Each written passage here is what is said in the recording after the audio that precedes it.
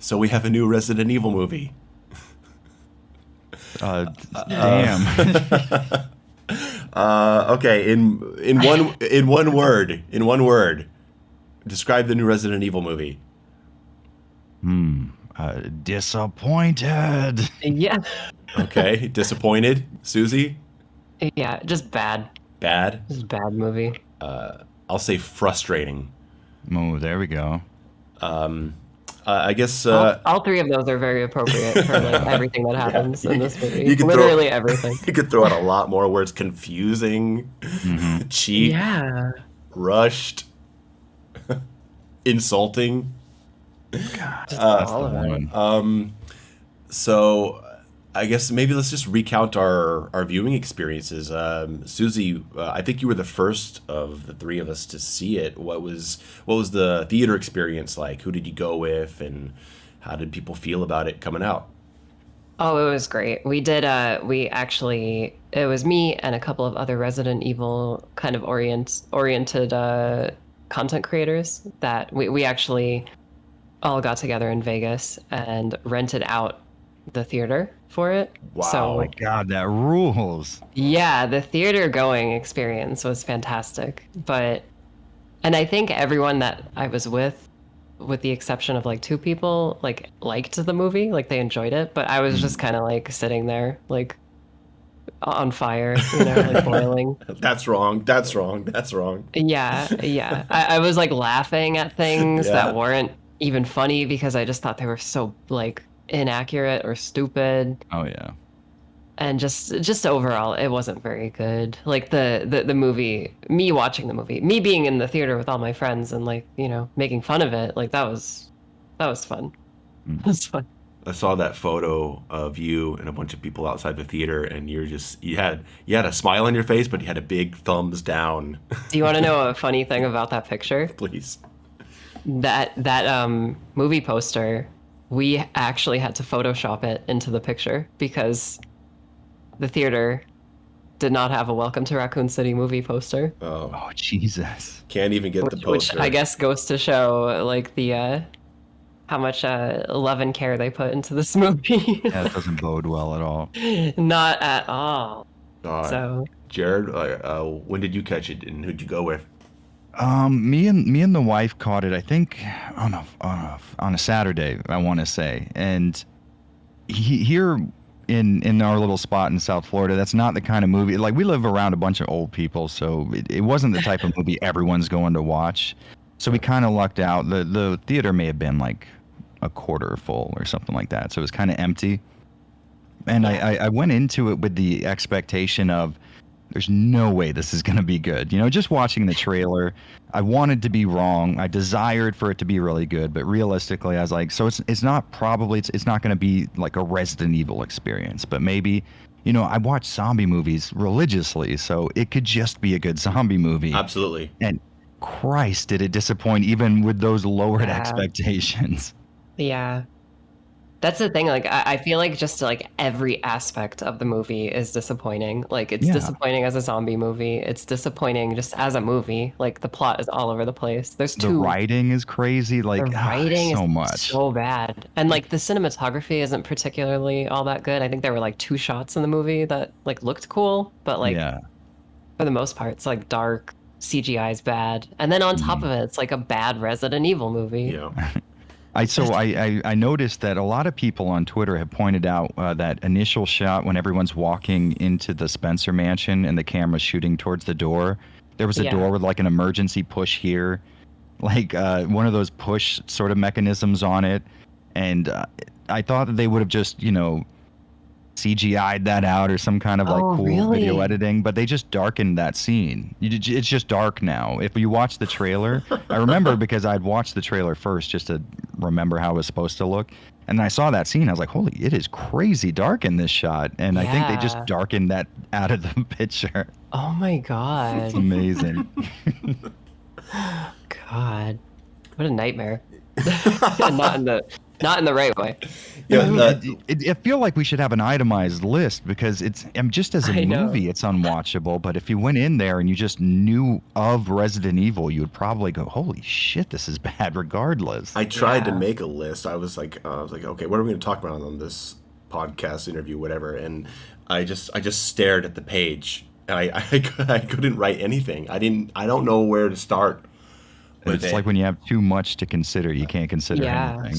Exactly. Susie said that like as a movie it fails, and I think like that's one of the big things. Like I can't imagine this movie being enjoyable for anyone who doesn't know what Resident Evil is, because as a movie Yeah. it's just all over the place and like incoherent and Yeah, There's and a there's a lot of shit that they just. I mean, if I was just going to watch a movie and I was just trying to follow the plot, there are elements. For example, Chief Irons, he just brains a zombie immediately off the. He's not freaked out by it. He clearly knows what these things are all about, but they don't ever have like the plot line of him working for Umbrella, Right. because he Yeah. immediately he gets drawn into like Umbrella's blockade. So he obviously didn't have any kind of a deal with them like in the game. So if I was just a movie watcher, I'd be, well, that guy just shot someone in the head who was on fire, who he had Yeah. no reason to expect was a zombie because he didn't know about that yeah. stuff. I didn't Yeah. even think of that Good point. part. Like Yeah. that like detail of it. Yeah. That hit me last night ridiculous. while I was just hanging out. Was that not the worst part of the movie? I mean, there's a lot of bad parts, but the it's just a crush flaming The zombie. licensed music, yeah. I nearly jumped out of my seat. In Me and shock. my wife were laughing. We were dying laughing in the theater. It's hilarious because he's not even like moving like a zombie. No, He he's just like a looks stuntman a walking man. forward. Yeah. It's and also it sort of seemed Insane. like he was pretty like he was still a human and like conscious at the time. Yeah, just shoot him. Oh, it was what an amazing movie. Oh, and but such hey, there's bad role. there's a typewriter in the background though. Aren't you happy about that? I didn't even There's notice. a typewriter I on the didn't desk. either. I think a lot of people, when they watched the trailer, they picked it apart for like some of those like fan service moments, and it's funny that they did that because it's almost more insulting now that they included those things inside of this movie. Oh yeah, for sure. Well, that I was gonna say like the marketing was just constantly saying like this one's for the fans, For the like this is a fans, fan yeah. film, and it's like yes and no, and it's like yes because literally if you are not a fan, you have no idea what the fuck any of this means, and if you are a fan, no, You still don't know It's what it not for me. means. Yeah, but it's just like the fact that like characters have to like constantly say their names and stuff to like to remind you who they are, because literally like no one looks like themselves except for Yeah. like Chris Redfield probably, That and was that's like probably really the not only good even. casting. Yeah, and like, and you know what? Like the actors that play the characters, like that's really not a problem for me. Like you can make a character look different, but like, like nobody felt like themselves. Like, Leon is like one of my favorite characters in the series, and Of like course. his entire like characterization in the movie is him just being like a bumbling idiot. But then Oh God. I think there's like a scene towards the end or whatever where Claire asks him, or maybe it was Jill, I forget, asks him like, "Oh, you're still around? Like, why did you become a cop?" And he's like, "To be honest, like, I don't know." Where it's like, That's such bullshit. if you play any iteration of RE2, whether that be the original RE2, the remake, or Dark Side Chronicles, Leon is always going off about how like, helping people like them. That's why I joined the Exactly. force. Like Exactly. he's constantly telling you why he's a cop. He's not like a rich kid that like whose dad got him the job or whatever. Like that's really weird to me that they So thought. you know what's so weird about that is I was talking about this on one of my streams, and this has like been my main driving point is you paid Capcom for use of their IP. Like you paid for this, so it has to have some sort of value to you, right? So in spending that money, if none of the none of the facts, if none of the little character elements, if none of the look, if none of the story is worth keeping in the property, why did you pay to use this IP?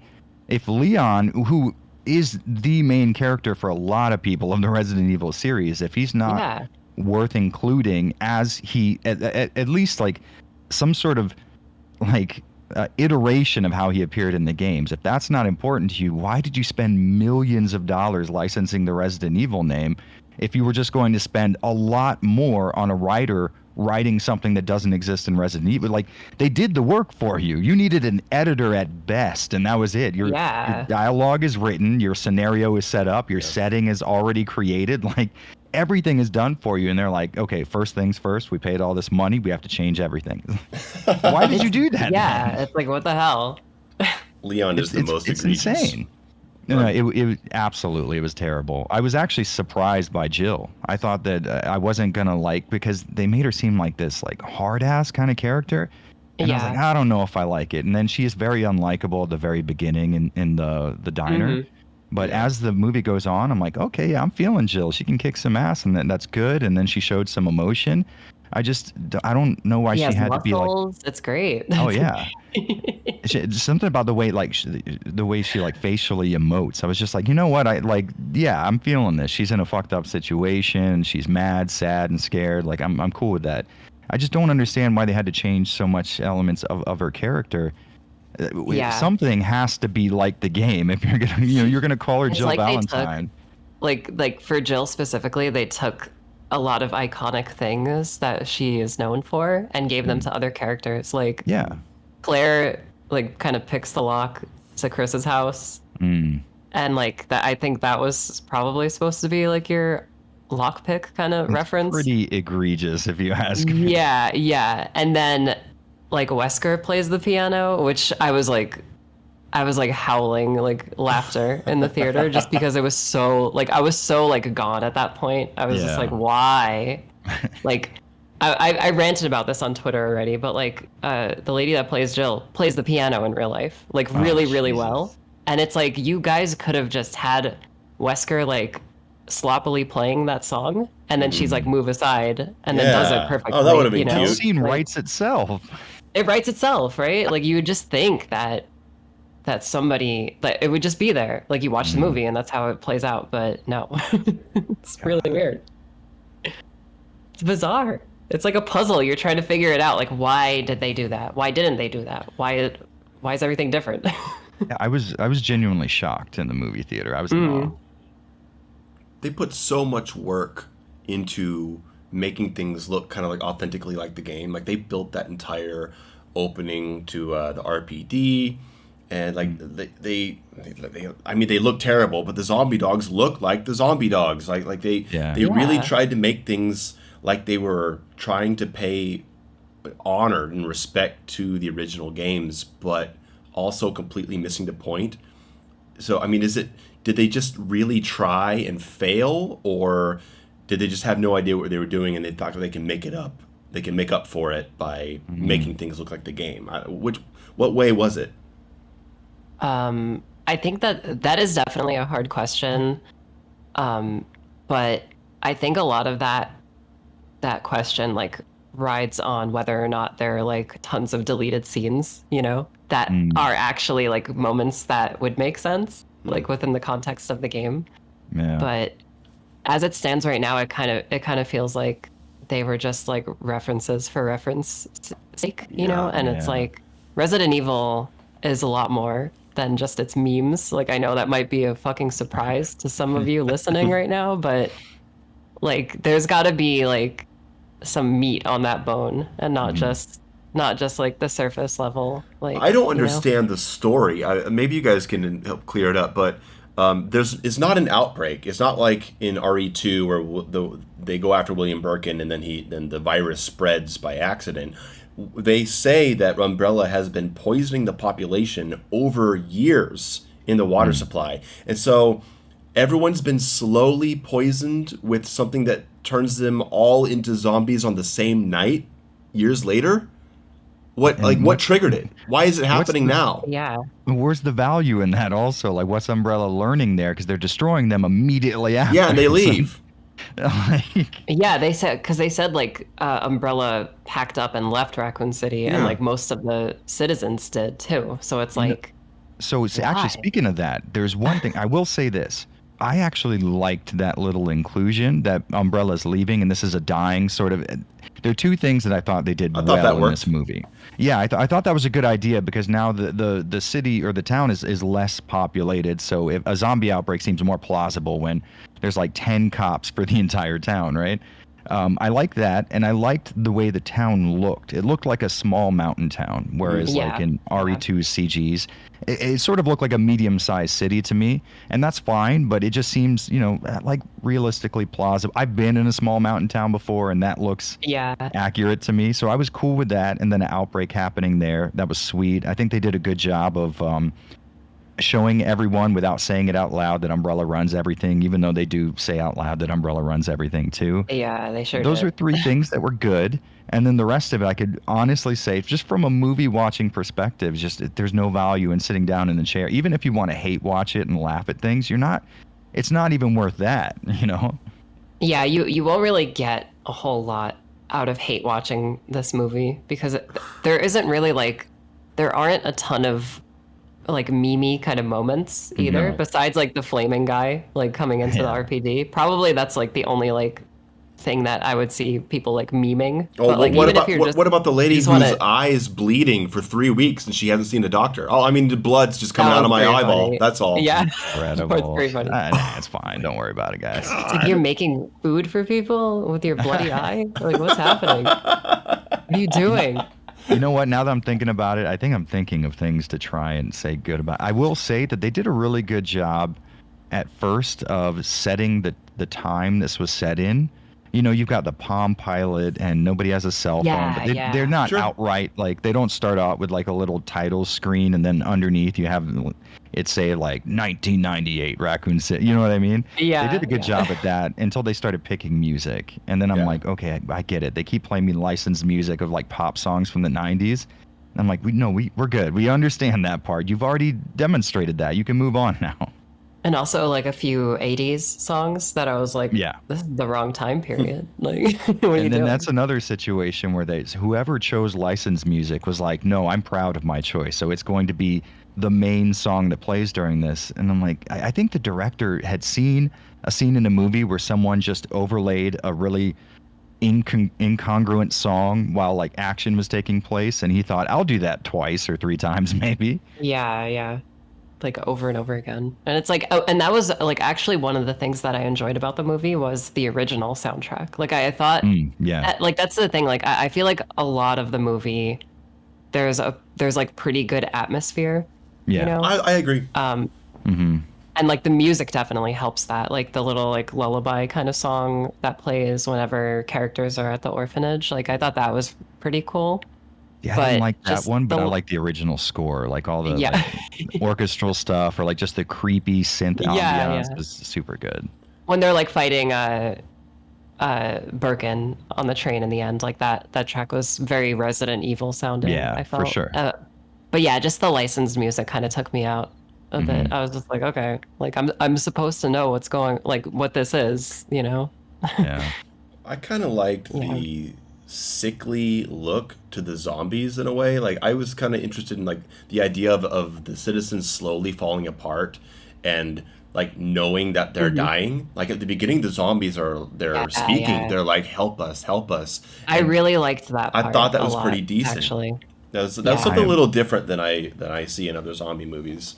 I'm so far on the opposite end of that, and Yeah. it's totally. Yeah. And when I say this, I know it because it's such a personal and subjective thing. It has nothing to do with like quality at all. But I just do not like when zombies are coherent and can speak and can use weapons, and you know what I mean. Well, they Part of it- weren't as it went on. I'm just talking about like I Yeah. liked that transition. I liked seeing them sickly and then becoming zombies and knowing they're dying and need help. I thought that couldn't was stand it. cool. I thought that was cool. I want the zombies to be like zombies. So I have this like weird visceral sort of like internal thing with zombies. They scared the shit out of me just because Yeah. they look like people, but they're not acting like people. And you break that barrier for me when they pick up a weapon. Or I was even at the very beginning of Night of the Living Dead, the Tom Savini remake, one of the zombies used a rock, and I'm like, oh, I'm gonna have to try real hard to not pay attention to that. Yeah. Okay. Fair enough. It just felt weird, and then especially so the big example I use as far as like fan service ending up being so bad was the itchy tasty thing. Because at That was first That was really the bad. worst. it's That part. like okay, Oh yeah, my itchy God. tasty, sweet, but this woman just writes it on a window for no reason. And I get maybe she's fucked up, you know, she's turning into a zombie. Her Yeah. kid is also for some reason turning into a zombie. Sure, no problem. That's great. You can set that up. She sees them from the outside. Okay, it's a little weird. It seems very purposefully horror movie for the person to just be standing there like that, and then I don't know, why would they be attacking people if they're still conscious enough to like open doors and close curtains so no one can see them? Yeah. I don't know, man. Okay, Just- so we actually had subtitles at our theater, and what makes that scene even worse is that when the lady zombie jumps on Claire, she is actually screaming "itchy tasty" in her face, Jesus. and I almost like threw up like in my like just on the spot. I was just like, Yeah. "Oh God, no, please stop." They took something that should have been really good and they morphed it into something so negative. Yeah. That's like one of the most memorable parts of RE1 is when you find the Keeper's Diary Yeah. and you're going on this journey of this guy like slowly losing himself. Yeah, that's and what was and so then cool in the about movie it. it's like horrible. It's just Yeah. horrible. And yeah, and the movie's just remember Itchy Tasty. That's I all think it it's is. one I thing. remember. What Suzi said is totally correct. I think they looked at a few surface level like top 20 facts about Resident Evil, right? And then they scoured Twitter for memes. And I genuinely get the idea that maybe someone involved in this project knew a lot about Resident Evil, and most of the other people did not. So the editor, I think, in trying to make a coherent story,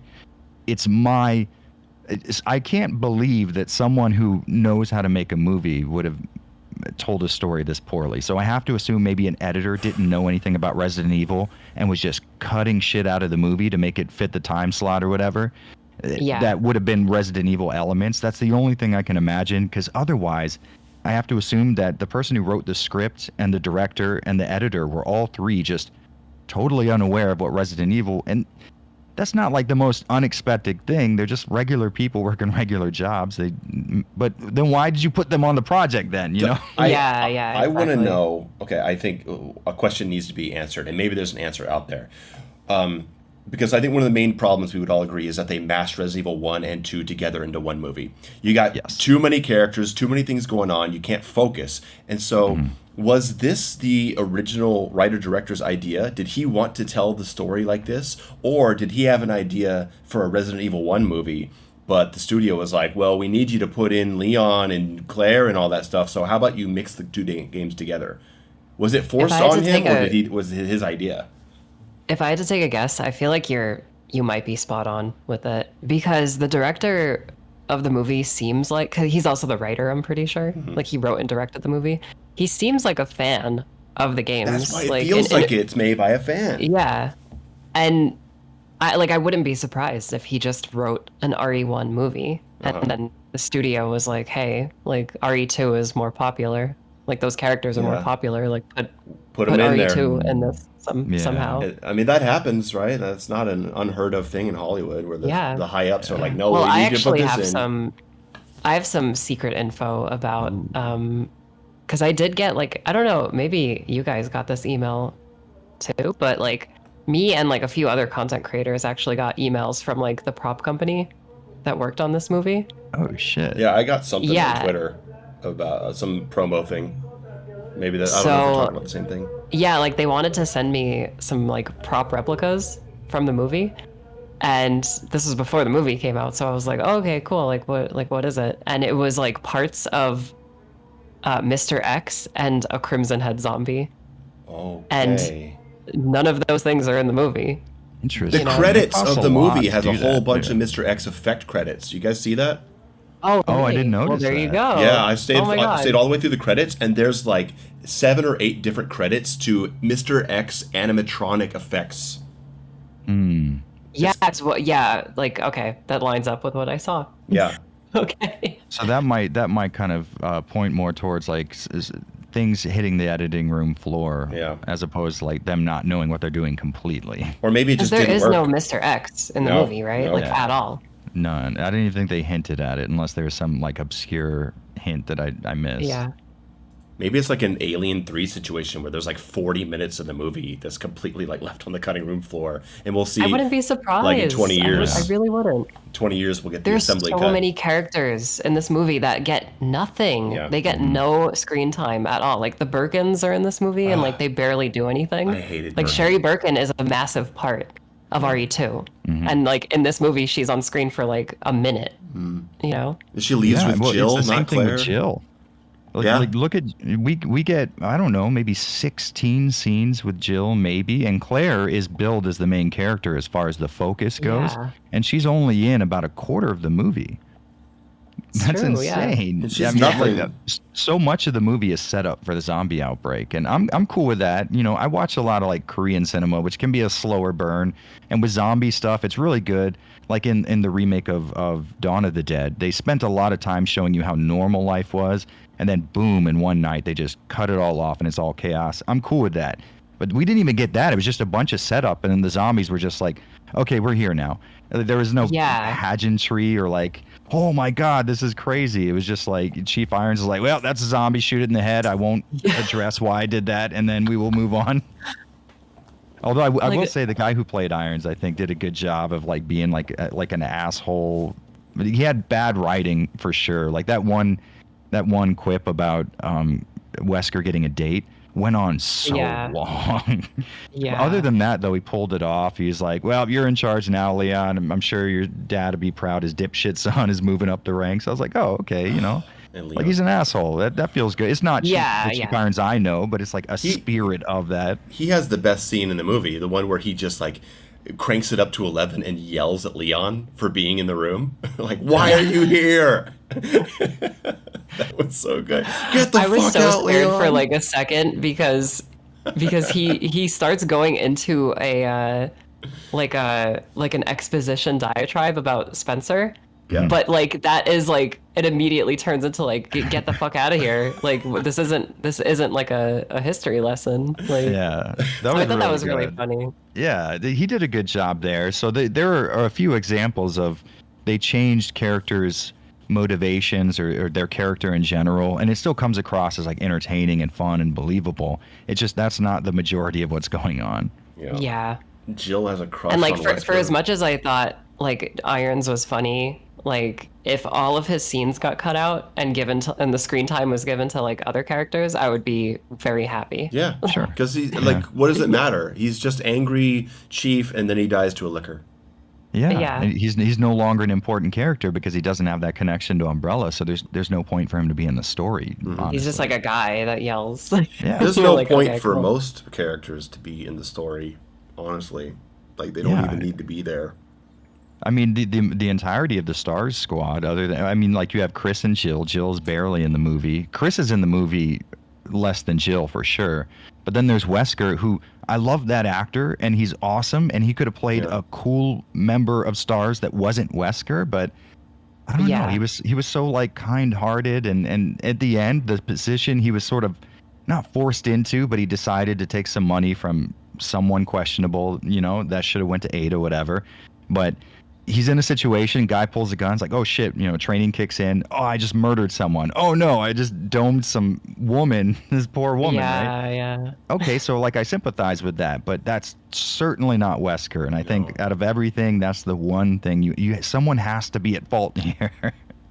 Yeah, and it's just so funny, right? Like that specific example that you just brought up, because like, you know, like we're crazy Resident Evil fans, and I was just sitting in the theater like, you're supposed to be friends with that guy, Wesker. Like that's Yeah. Birkin. That's William Birkin. He's your friend. That's because it's I not would not be Wesker. surprised if they didn't know that, honestly. Yeah. They That's forgot not to play Wesker. Zero when they started writing this. Everybody does. Yeah. What did you guys think of Lisa Trevor? Oh. Is that the biggest fuck up of characters? I mean, Wesker's not Wesker. Wesker is just a guy named Wesker. Yeah. Leon is not Leon. Leon is just a buffoon and a joke and wakes up drunk and doesn't want to be a cop. That's not Leon. And Lisa Trevor, I mean, if Lisa Trevor is not connected to the creation of the Spencer Mansion, and then what is she? She's just a girl that they did experiments on that wears someone's face. Is that even her mother's face? Yeah. Who is that? Yeah. Another thing that maybe they had a full scene showing her backstory that we just never saw because of, cuts and editing. It just, I am in the minority and I fully accept that. But in Resident Evil Remake, I think it is perfect, except for I don't really like Lisa Trevor. As far as the mansion and that goes, I would have loved to have seen her in a different game or revisiting the mansion or something like that. But it felt like, I don't know, just it didn't match the tone of Resident Evil 1, or it's something super on my end. But seeing her in the movie, I at the very least was like, oh, I'm familiar with her, so this will be kind of fun. And then it's just like, you would have to only be familiar with her for that character to work in a movie. Because if you were just a movie watcher, okay, who is this now? Yeah. Why are they important? You never told me. Why are they wearing someone's face? Yeah, like it's like a giant monster. It's like not even a, like on the surface, it's not a person. So like any general like viewing audience would be like, oh, what is that? Like, what the fuck? Exactly. Like, yeah, and it's never explained, which is super unsatisfactory. And then, okay, so we're to expect that Lisa saw Claire one time 20 years ago and now can fully recognize her as a full-grown adult.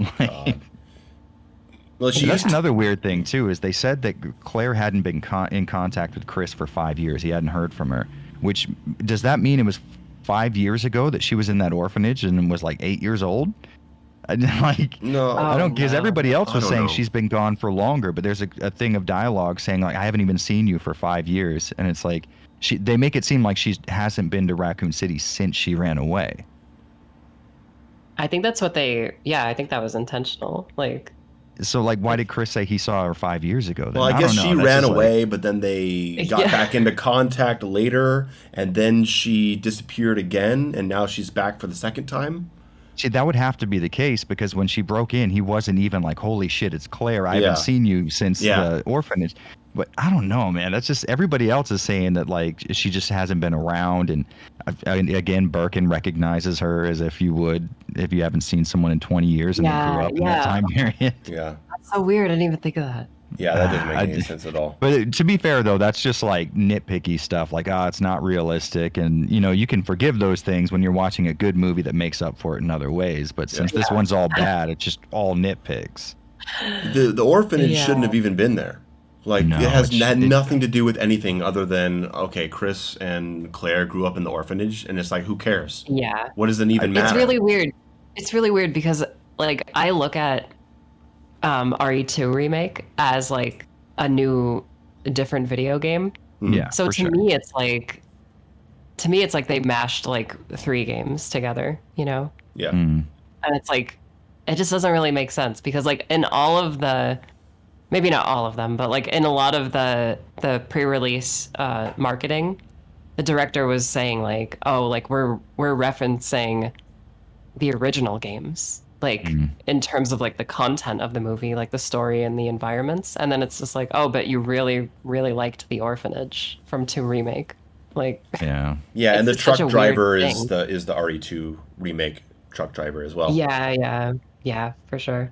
And that was such a weird scene because it's like, okay, the truck driver's like, okay, don't tell anyone that I killed this woman. And they're setting it up as if like there's going to be some kind of consequence, which we all know there wasn't going. We knew where this was going. But again, as a moviegoer, they set up this sort of like, I don't know, this weird dynamic between the truck driver and Claire that made it seem like that was going to continue, or why spend so much time on this interaction? I don't know. That was another thing that struck me as weird as hell.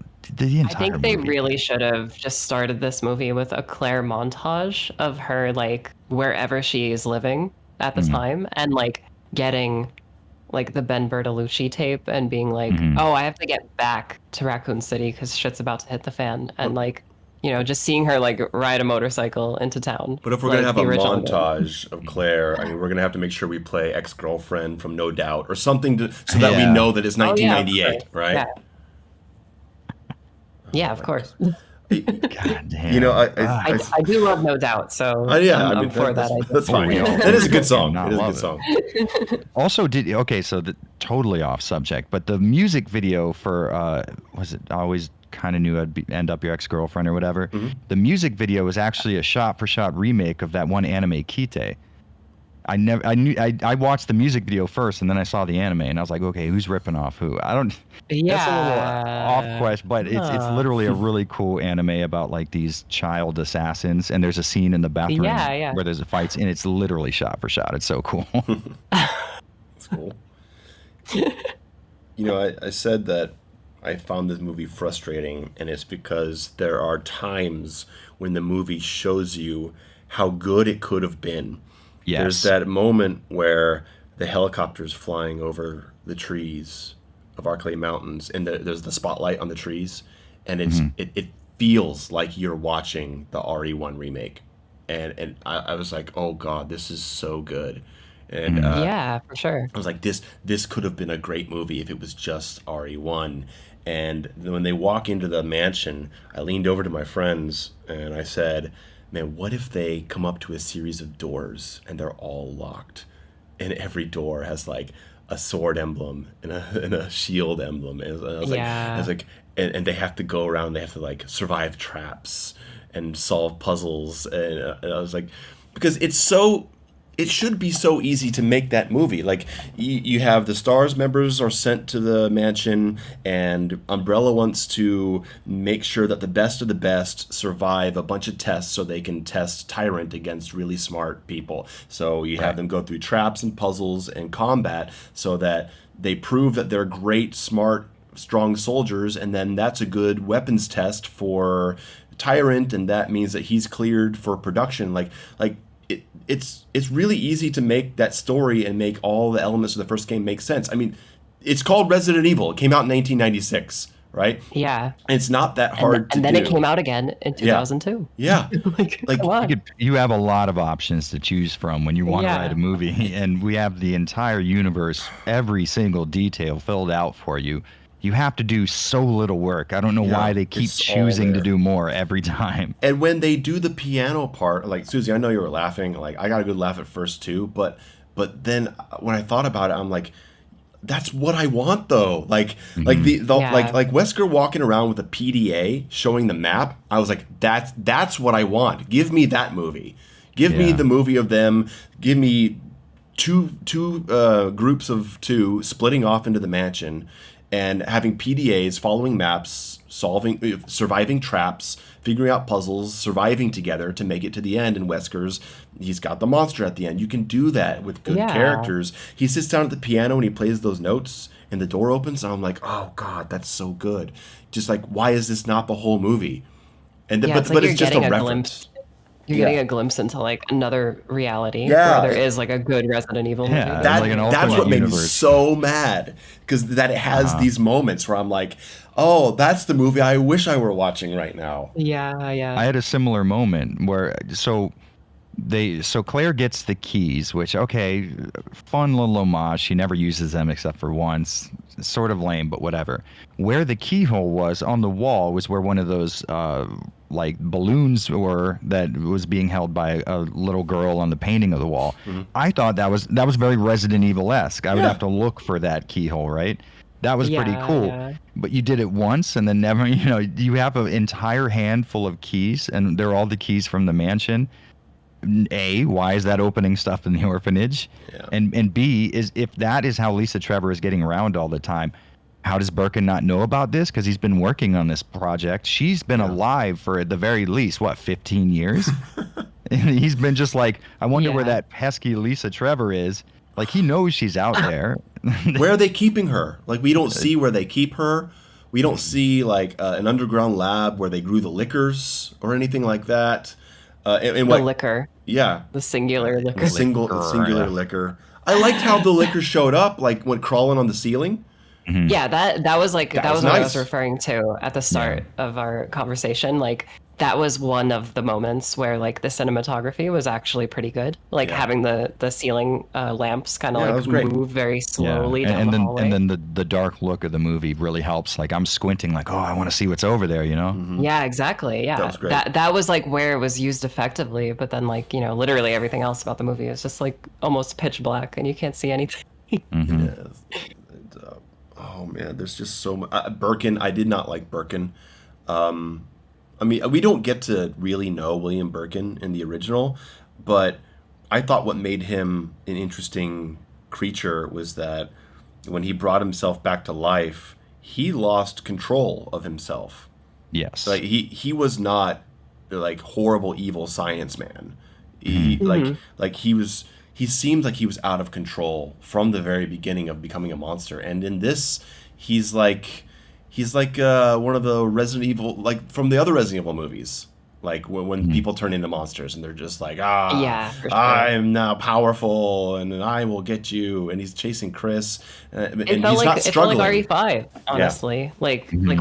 when Wesker's all mutated at the end of that game, and he's like screaming Chris's name, and Yeah, yeah, exactly. Was that maybe yeah, that's what like it was supposed to be? Because he's not maybe fighting like there's not his humanity and the monster in struggle inside of him that you feel from the games. He's just I'm yeah, Monster it just Man kind of now. yeah, it just like takes him over. Like if he was good, which I don't think they want you to think he's good in this movie, like, but if he was good, like it Right. just kind of takes over immediately. Yeah. Just kind of weird. And you're right. They don't outright tell you a lot about Birkin in the game proper, but you could sort of learn about him and how obsessive he is with his research. Oh, I'm going to protect, this G Yeah. virus that I discovered when Umbrella sends people. And so here's another thing that if you were a movie watcher and you don't understand, as a matter of fact, if you are a big Resident Evil fan, you probably skimmed right over this. But Birkin is fighting wildly to protect his G virus, but not from Umbrella. And Umbrella seems totally cool with nuking the G virus, which, according to Birkin, they don't have because he has it. Okay, why would they destroy that? The only thing we have is like, oh, somebody paid Wesker to get the virus out of there. It's like Umbrella wouldn't have done that. That was already a cool plot point. Why would you feel the need to change that? You could have just put a special forces team down there, and that scene could have played out like it did in the game instead of having Wesker be present for it. There's so many alterations made here, and I just can't because they don't work as a movie No. like a movie watching thing. So I Yeah. can't wrap my mind around why they would have thought it needed to be different then, because It's it all goes. especially weird when they show you Hunk's team like in the Yeah. movie. Yeah. Mm-hmm. They show Like, them. and they go nowhere. They do nothing. And like Yeah. I was just sitting there like, oh, they're gonna go and shoot William Birkin. And then fucking Wesker shoots William Birkin. It's I like, Yeah. what really don't happened? get why because it works so well. It sets up. That doesn't just show you William Birkin and his like I don't know. He was so. The only reason he would inject himself is because that was the only other option. He was going to die. It was a moment of weakness right before his death. Right. That was Yeah. cool. But it tells you about the Umbrella Corporation. They would send people after their employees to kill them and take their research from them if they even get the inkling that this person is not going to cooperate. Like that's a big Hmm. deal, and it would have worked really well from just like a non-RE fan's perspective. That shows you what the Umbrella Corporation is all about, like right in front of your face. I don't know. I don't get all these changes. But if you keep it the way that it's supposed to be, how do you mix it with Resident Evil 1? That's the thing. Mm, You have to yeah, change I think it that's the because you answer to can't my make these two question. things happen on the same night unless you screw them up. And that's what they did. Yeah. Oh, let's have Wesker do what Hunk is doing. But why is he doing it? Yeah, yeah. Because he's trapped and he has to. But well, why should we care about this guy? Well, let's make Jill have romantic feelings for him and have that not go anywhere. It just feels like they just like stitched everything together really quickly, which is why I feel like it must have been a studio thing that like they made him include Resident Evil 2 because who in their right minds would ever say, "Hey, I have a great idea. Let's have Resident Evil 1 and 2 take place on the same night and give us no time to care about anyone and make it nothing make sense and Yeah. change everything and piss Yeah. off all the fans." Who would have that idea? Somebody who probably has being forced to make a movie But that is about here's two the games. interesting thing, though, is okay. Let's say if I'm an executive at Sony Pictures, and I want to make a Resident Evil movie, why not make a Resident Evil movie like RE1 and have it end teasing at RE2, just setting yourself up for another whole ass movie? Like you can Yeah, right? profit off of Yeah. that. that looks good to me if I'm sitting on some sort of like board of investors or something. They say we have this movie and it literally Or the locks movie us in for a universe. sequel. Yeah, Yeah. exactly. If you Which didn't, is like it's super weird because the director of this movie is like, I really want to make a Code Veronica movie. I want to make an RE4 movie, and it's like, but why? Like 1 through 3, like don't mean anything to you. Like that. Like it was just such a weird thing to me. Like Yeah. 1, 2, and 3 have very interesting stories. I think that you can tell really well and really easily in movie form. Like I you just don't replayed you don't 3. have to have every So puzzle. You good. don't have to have every enemy encounter. Of course. Yeah. Like so like it writes itself. Yeah, you could just have like some sort of representation of every puzzle. You know what I mean? Have like the spirit of a puzzle represented, and then we go, I remember puzzle solving in Resident Evil. And that's all you Exactly. need. No, I want a Yeah. Resident Evil 3 Nemesis movie where near the end of it, the whole movie stops for 20 minutes while Jill figures out the water puzzle. Oh my God, that would be amazing. You know what's interesting? Everybody hates that puzzle. I have never in my whole life ever like had an Susie issue hates with it. it. Susie hates it. I love it. I was stuck for 15 minutes a Yeah. couple days ago on stream playing it, and I still love it. Yeah, I don't know. It was so. I think it plays into the way that I or think in general. I'm very visually driven, Yeah, yeah. and being able to see the wave signs. You know what I mean? I could just line them up, and it felt so natural to me. But I'm starting to find out that maybe the way that I solve Resident Evil puzzles just plays into the way my brain works, and it's the RE3 opposite puzzles are for me. very different. RE3 puzzles All- are unique. They are not Yeah. like the other ones. They're like They're like logic real puzzles. puzzles. Yeah, they're like logic honestly. puzzles. It's weird. Yeah, I think I have a very weird way that my brain works, and I can everything that everybody thinks is easy about. Like, for example, RE7. I was watching videos and people were saying like, "Oh yeah, this puzzle was super hard," and it was something that I immediately completed without thought, and thought I was like, "Wow, that's interesting how easy that Yeah, was." You know? I love it. That's great. But yeah, I just I feel like a lot of the problems that are plaguing this movie can easily be solved if with just like, well, this should have just been an RE1 movie, you know, Yeah. like just Totally. one game. You would I have don't had need to 2 spend games. less too. That's a great point. Exactly. It would have looked, you would have had way more budget to make the mansion a fleshed out experience. It's because you wouldn't have to spend all the money on making RE2 happen. Yeah, and then you Yeah. could maybe spend some money on practical effects and not really bad CG, because the amount of money you have to spend on okay looking CG can get you like the Thing level of practical effects. Oh, Yeah, God, it exactly. kills me. And like you Oh, I wouldn't have to hate it. spend money like locking down a street, you know, to shoot scenes for like Yeah. 24 hours straight. Like you could just shoot everything on a soundstage. And then, yeah, again, Like- thinking from an investor's point of view, if I'm someone so here's what we do. We get our foot in the door with the RE1 movie. Obviously, if that does even remotely well or breaks even, we get more of a budget for the next one. That's where you start spending on the RE2 storyline, streets lined with zombies, a tanker blowing up in front of the RPD, all that stuff that they spent most of their money on, I Yeah, assume. yeah. Get a Mr. X in there, you know. Have a G1, you know, like I'm not asking for a lot with Birkin, okay? Like he has like Yeah. 80 forms, I get it. Give me Yeah. a G1, give me a G5. I'm good. Yeah, Yeah, just skip. totally. Personally, yeah, sure, it would be great to see him, but realistically speaking, I'm not expecting, you to spend that much money and all that shit. Yeah. You know, like Yeah. like an hour 20 in, I was like this. Most of the movie is just kind of boring, which like Yes. it's not as so bad as good kind of movie. Most of it, you're just Yeah, sitting there and yeah. you're just like waiting for something to happen, and Mm-hmm. like it needed to go full on schlock. Like an hour 20 in, I was like, just have Nemesis show up. Just for no reason. Yeah, Right. right. Just Yeah, yeah. have the Las Plagas show up, and Wesker starts teleporting for no reason. Like just Just go Yeah. nuts.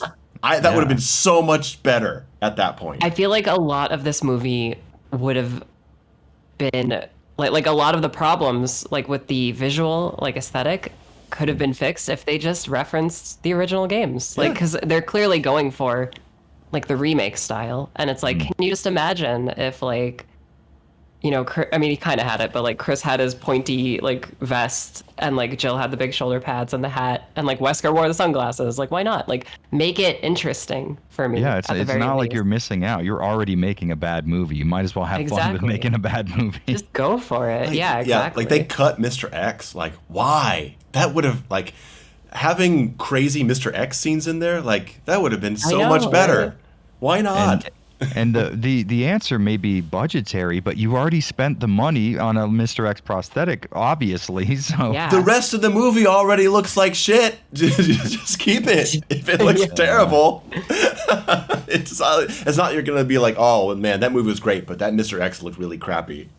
see, And it's not that's like the idea of Mr. X like doesn't speak to a general viewing audience, because we've literally had like Halloween and, you know, Friday the Yeah. 13th and all this stuff. Like he would be like a slasher villain at that For point. sure. Like, just do it.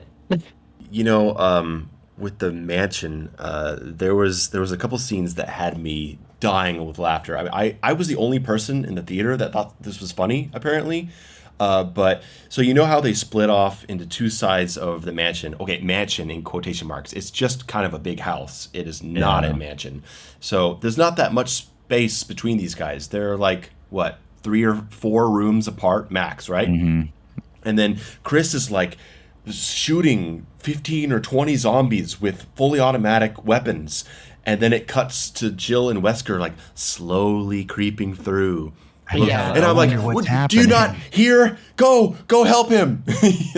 they don't hear the gunshots. And then the helicopter crashes into the side of the mansion where Jill and Wesker are. And when they find Chris, Chris doesn't know that the helicopter's gone. Totally unaware. He didn't Yeah. hear that at The all. entire house would rock back and forth But here's violently. the thing too, is that they that could have. happened. It would have been so easy to fix that though. Okay, you have the initial shot of the entryway, and then you build like, I don't know, 4 or 5 rooms and 2 hallways, and then you film in those so that we as movie watchers know they've traversed a great distance now. And then maybe it would be quasi reasonable that you can't hear gunfire on the west wing of the house, but you can on the east wing or whatever. Yeah, But for sure. that's another thing where it's like, I don't make movies at all. I every once in a great while I criticize one on YouTube, but that's something I would have done, and I fucking edit dumb video game footage for a living. Like they should have known that. It was more Yeah. important to have a reference to the helicopter crash in Resident Evil 2 than it was Which for is it to like, make it's sense. just so embarrassing, honestly. Like, I did not like a single thing about the mansion. Like, Yeah.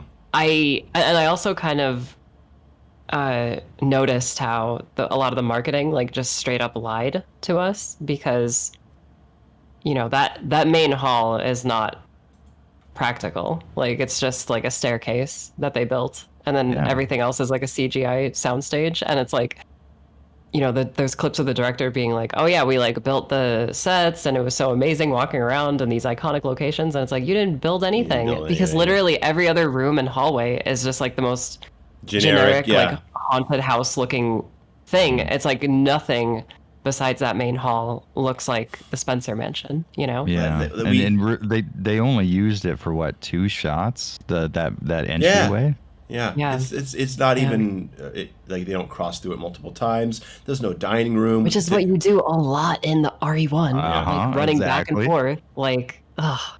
Yeah, Who which did that? you know, and realistically, as a movie maker, you might not want to show each one of those backtracking sessions, but you do it Yeah. once, just Yeah. so not only do regular movie people get the feeling that, oh, they were traversing this mansion many times, but you know, Resident Evil fans get to go, oh, sweet, and I know that, you know. Yeah, and you could have easily done it when Chris is in the dining room fighting all those zombies and Jill like saves him. Like, just show her like kind of like seeing the commotion Yeah, like across absolutely. the hall.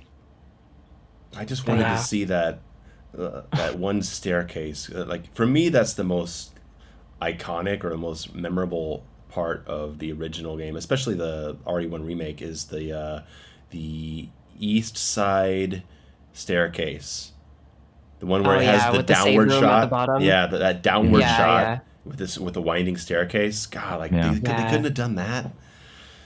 Couldn't You give know, me anything. I will tell you this, out of everything, because realistically speaking, I spent like 15, $18, however expensive it was to see this movie. And that does suck, but whatever, no big deal.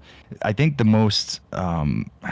worst part about this movie is what it probably did for the future, because this will not do well as a movie. It's not going to sell well. I doubt very much it's even going to do well in China, which is how a majority of these Yeah. companies make their money after the fact anyways. Yeah, So exactly. on the plus side, we will never get to see someone ruin, Code Veronica or whatever game he was trying to totally butcher next. But on Yeah. the negative end, look at how long it took us for us to get from the Paul W.S. Anderson Resident Evil movies to this one. I mean, are we ever going to get that chance again for a Resident Evil movie? Because when you're a movie maker and you're, I don't know, just on an itemized list of things to approve or disapprove, if you see Resident Evil, which has failed umpteen million times, it's like you're not going to okay that project. So did this just screw us out of the ability to see a good Resident Evil movie one day? That's what I hate. I think it's possible. I I think it really is. I mean, it's bad enough. Unless it's this movie is a case of like we just made it to secure the rights for the future. it's Where, got to like, be what it was. yeah. I mean, there was not a lot of effort here. This had to be one of Yeah. those like, okay, we need to hurry up and get this done right now kind of things. I really hope it doesn't like ruin the future of like us getting a potentially good Resident Evil movie, but like a lot of it just felt very slapped together, very rushed. Like to me, a lot of the casting, especially like if you know the actors, like a lot of them are Canadian. This is a Canadian production. It was shot in Canada. Like a lot of it feels like, hey, get whoever's around, like hire Canadian actors just to be in this movie. Yeah, Like they didn't want the movie to. gives you They didn't that hire. feeling. Yeah, they didn't hire any like gigantic names to be in the movie,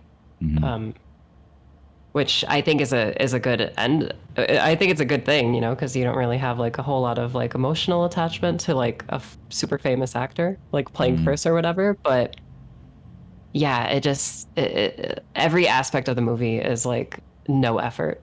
It's no effort. Which is crazy because they didn't even need to expend much effort to begin with. Like I keep saying, Exactly. all the work's already done. They did extra effort to do less, and that just blows my mind. Yeah. Oh God, it Yeah. kills me so much. Yeah. I mean, it was very disappointing watching the movie, but more than anything, it was disappointing knowing it's like, that could have been a really good product with the budget they had currently. A Resident Evil 1 movie could have been totally doable. It might not have been, AAA blockbuster type of stuff, but it would have made its money back. Instead, though, they're like, no. We got to put Resident Evil 2 in there, and they did more work to achieve less of an outcome. It's terrible. Yeah. Baffling. And just like, like making a Mr. X or a Crimson Head, and then like making a Liquor and like a Lisa Trevor and having zombies and like doing all of this stuff that you definitely don't need to do, like at all.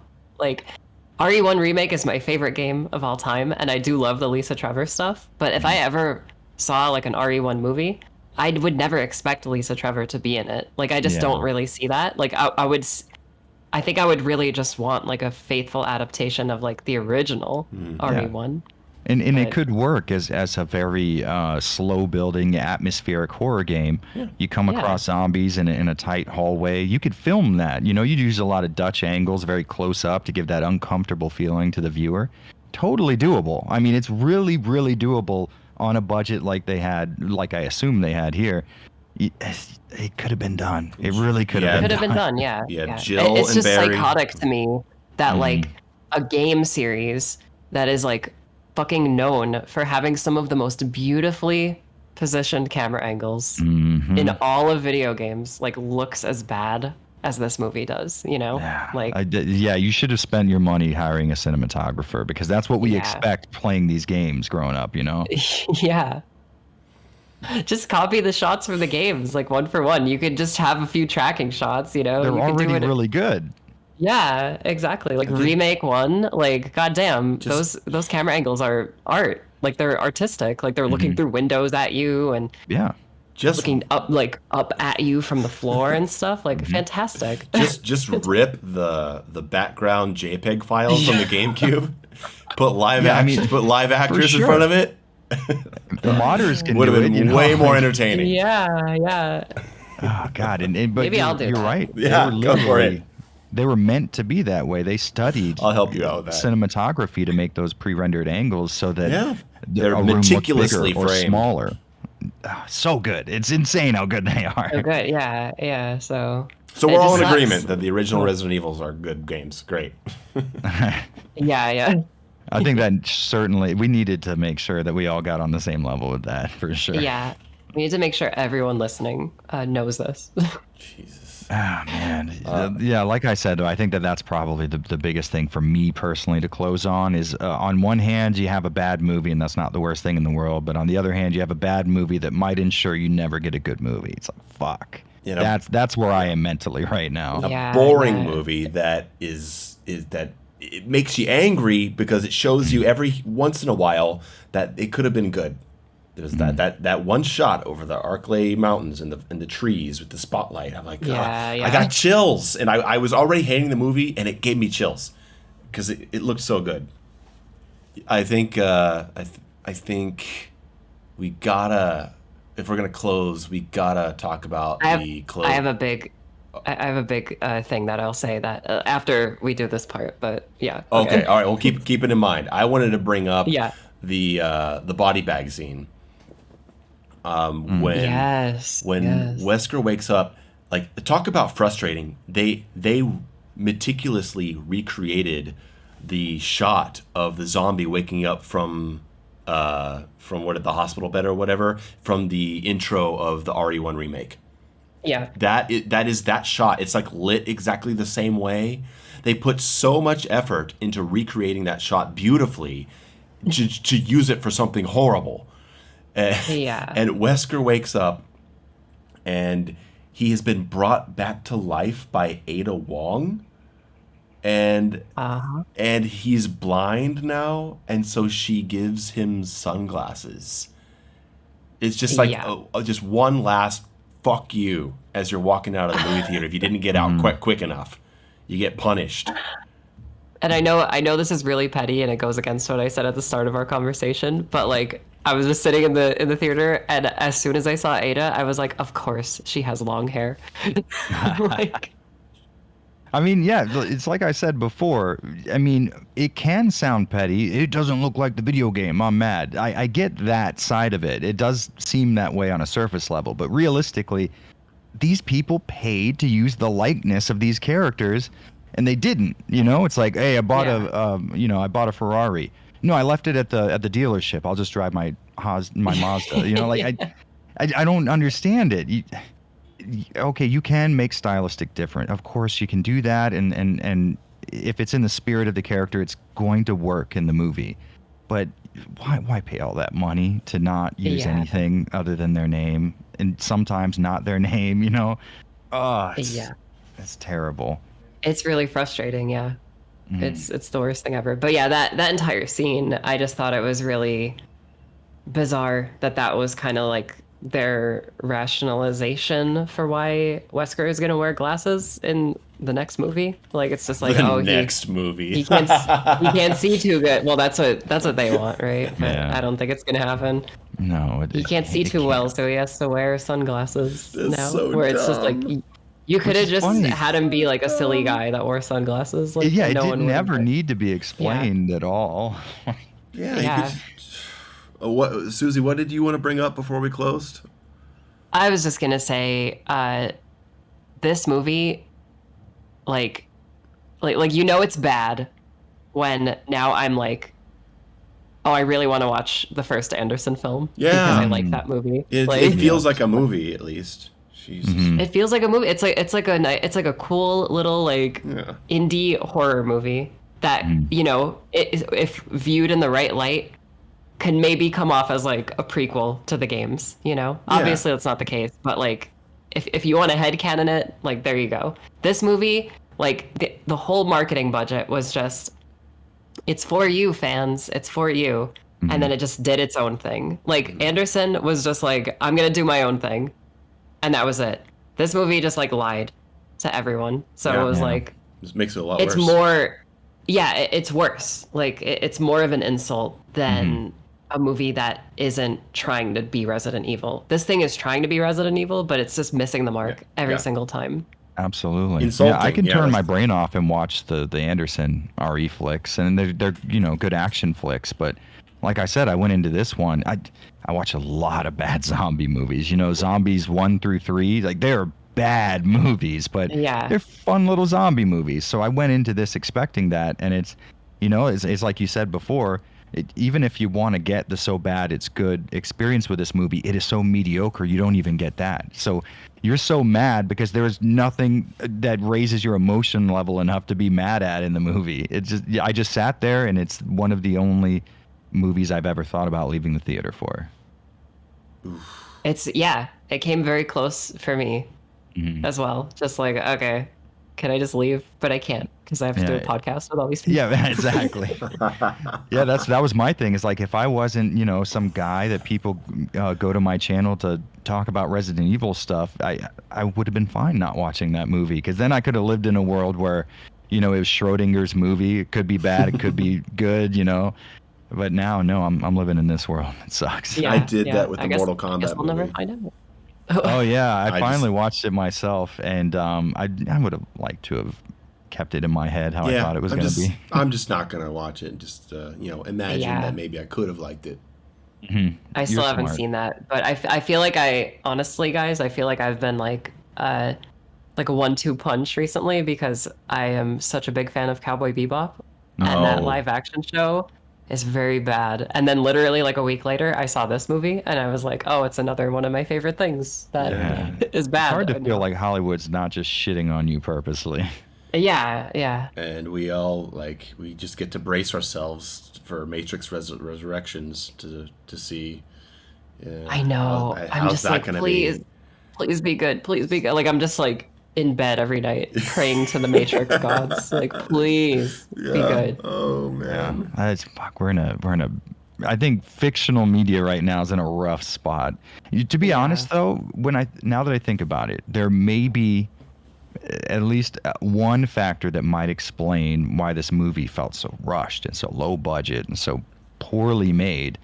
Maybe with COVID, them not expecting huge returns on their projects. My mom works at a Regal Hollywood 20. She's one of the GMs, so she gets an email that says, "By the way, we're going to start charging higher prices for certain movies, just so these companies, because they're so afraid they're not going to make their money back."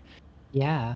Maybe that plays into it. But then if that's the case, I would have rather you sit on the project and then started it up again when there was funding available or something, man. Because what we got now is not, okay, we have to hurry up, get something out so people can watch it. It's like you've actively hurt your brand and your chances of working in the future. And it seems like this can't be the case, but it seems like you did it on purpose, It really does. It really seems like they wanted to bury this movie. And it, like everything that you just said like goes back to like wanting to keep the rights, Like Yeah. like why wouldn't they just sit on this thing for a while and make sure it's like the best movie it could be? If not for, this thing has to be in theaters and people have to buy it so we can justify keeping these rights. Yeah. I don't know how much damage it's going to do going forward because, before I would say that something like this would mean that we wouldn't get another movie or we wouldn't get a good one, but I saw 2018's The Predator. I saw that movie, and it was one of the worst experiences of my life seeing that movie. And I was like, well, there's no way that there would ever be another Predator movie after this. It bombed horribly. It's one of the worst movies ever made. It is just awful, especially if you're a big Predator fan. And we're already getting a new Predator movie. So, they're just gonna keep going, right? Forever. Yeah. We'll It feels be- like. Go ahead. I was just gonna say we'll be having another one of these podcasts in 24 years. Fingers crossed. All right, we're talking about how they fucked up Carlos or whatever. Yeah, yeah. Oh, there's no way they would have Carlos president. Nemesis is shorter than Jill. What? How did this happen? What? There's- Nemesis feels bad about what he did, and now he's married. Yeah. And he's trying to make up for it. Now he's working with stars. He says he says stars, but that's it. Like he's leading a charge. He's like stars, and everyone goes ah. I feel like they would need to really over-explain that, like they did with Wesker too. They would have to say, "Oh yeah, we were programming him, but we stopped at the word stars." So, you know. Oh my god. Yeah. Oh god. Anyway. Yeah, it's depressing that it was bad because I really wanted to be wrong. When I watched the trailer, I wanted to be like, well, you know, sometimes you get just a bad trailer for a movie. Yeah. But this time I think it was a very representative trailer. I had so many people on me fucking like you just want to hate this movie. You're judging it by the trailer. I'm like, well, I mean, what are the trailers for? The trailers are supposed to make the movie look good, right? Makes it look like shit. And also, like, we're not masochists. Like, we want to like the Resident Evil movie. I want a good Resident Evil movie. Exactly. And I was one of those people that was like rooting for it, like ever since the cast got announced, because I love all those actors. Like, I think they're great. Like, I've seen them in so many different things. I don't like the Leon guy. I saw him in a Netflix show called Ghost Wars, and he was bad. Oh my god. You know what? That's actually a good point. I felt like me and my wife both kind of agreed towards the end of the Resident Evil Welcome to Raccoon City. I got the inklings. Like, you could see how this guy could play a good, determined, like, ready to jump in to save someone, Leon. He keeps getting so close to it. And I'm like, we're getting back into old shit. No. Yeah, but that was the thing. Like I remembered watching the trailers, and my mind was filling in all the gaps. Like, oh, this is what's gonna happen, and this is gonna, and like none of it happened. Like nothing happened in this movie. So.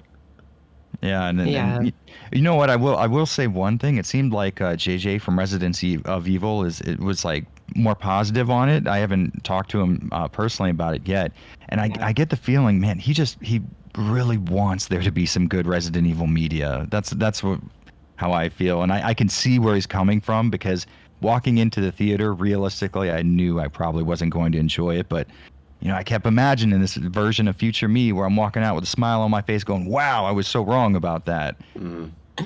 Fucking hell. Yeah. It sucks. It sucks. I think that's a good succinct way to put it, really. We could have saved ourselves a lot of time. Yeah. Maybe I'll just edit it down. Yeah, please do. Oh, yeah, we didn't talk about Ben. I don't know how much there is to talk about Ben, though. Yeah. I just thought it was dumb that he recorded himself with like a VHS tape and mailed it to Claire and the Mayo instead of like they were already in a chat room just saying that out loud, you know? And I don't know if I want to go down a deeper hole of like Leon being incompetent and losing his gun to this guy somehow. We did kind of brush over Leon. Like, we could have gone on. The guy wakes up. He wakes up drinking in a hotel room. And you get the feeling that whoever wrote this or whoever cast it, like, they genuinely had a disdain for Leon. He's almost. a joke. Like, everyone's making fun of him. Like, I remember, especially in the Resident Evil 2 remake, right? Like, remember they locked his desk, you know, as a prank. But then there's that little addition to the end of the note that says, like, be glad you're not here, rookie. Like, they were not, like, monstrous to him. They were just kind of teasing a little bit, but like, they're happy to have him on the team. And here it's just like, everyone hates Leon. I truly got the feeling that they like made this and said out loud. He's the most popular character in the whole series. Like, do you guys know this, right? Like, what the fuck? You're actively working against the people who you've spent this whole time advertising to. It's. Oh, what about the rocket launcher? We didn't even talk about Birkin at the end, and Leon just like Chris standing at like 2 feet away from this giant monster and shooting a pistol at it. And he's fine. He's totally fine. And then Leon just shows up with a rocket launcher. It's more Leon shenanigans. It's just like, how is he like brave now when he wasn't showing any of this before? They were under the like, they were mistaken in thinking that they had developed his character to a point where they could now have him show up and be like, oh, Yeah. I'm a hard ass now. I learned how to be a badass through the events that I went through. It's like, you didn't show when he did that, you know? Yeah, like maybe they shot it at some point, but we didn't see it. Yeah. I mean, if they cut entire sections of the movie with Mr. X, maybe Leon was doing a lot more stuff. Well, Suzi, Jared, thank you very much for joining me here. This was a pretty cool thing to do. I think people are going to get a real kick out of this conversation. Hell yeah. Yeah, for sure. Hopefully it never happens again. Fingers crossed. Yeah. And with that, thank you everyone for listening. If you saw the new Resident Evil movie, we're sorry. We hope that this has made things a little better. I love how, like, because it sounded like you were going into like the typical spiel of like, if you saw the Resident Evil movie, let us know what you thought in the comments. You're like, I'm sorry. I'm so sorry for your. Yeah. It's good stuff, man. Yeah. Oh man. But yeah. Okay. So this is all of us saying goodbye. This is Under the Mayo. Thank you very much for listening, and goodbye, you guys. You want to say bye? Yeah, oh, sure, this is Suzi. You know me. Have a goodbye. Have a goodbye. Okay. Have a goodbye. Everybody. Okay, I got to do this real AvalancheJared. Like, all right, guys, thanks for watching. I'll see you all later. Don't drive drunk. They're not watching anything. This is audio only. You have to say Japanese stuff at the end. Yeah. Oh, fuck. Okay, so how would I say?